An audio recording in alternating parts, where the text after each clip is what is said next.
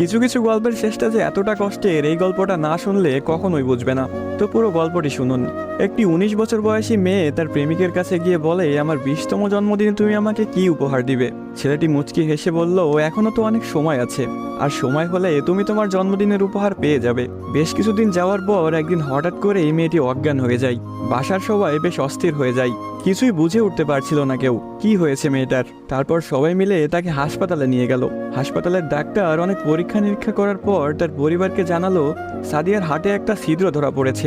এখন যদি খুব তাড়াতাড়ি হার্ট পরিবর্তন না করা হয়, তাহলে হয়তো সাদিয়াকে আর বাঁচানো সম্ভব হবে না। সবাই এই কথাটি শুনে কান্নায় ভেঙে পড়ল। সাদিয়ার মা বাবা কিছুতেই মেনে নিতে পারছিল না। সাদিয়ার প্রেমিক সাকিব তার বিষয়ে ডাক্তারের কাছ থেকে সবকিছু শুনে বলল, এ কিছুতেই হতে দিবে না সে। তারপর সাকিব মেয়েটির রুমে গেল, দেখলো তার ভালোবাসার মানুষটি বিছানায় শুয়ে আছে। সাকিবের কাছে যেতে এই মেয়েটি বলল, সাকিব, আমি মনে হয় আর বাঁচবো না।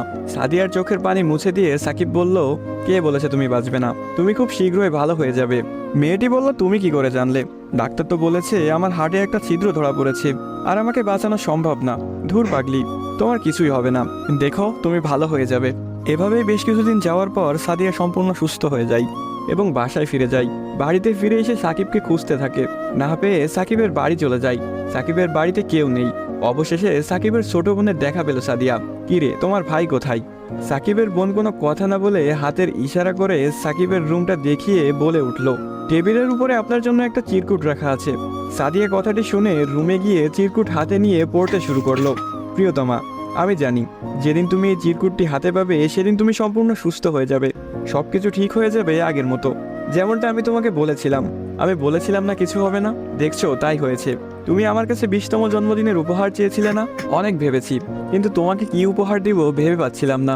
তোমার অসুস্থতার কথা যখন ডাক্তারের কাছ থেকে শুনলাম, যখন বললো একটা হার্ট খুঁজতেছিল, তখন মনে হলো তোমার জন্য এর চাইতে ভালো কোনো উপহার হয় না।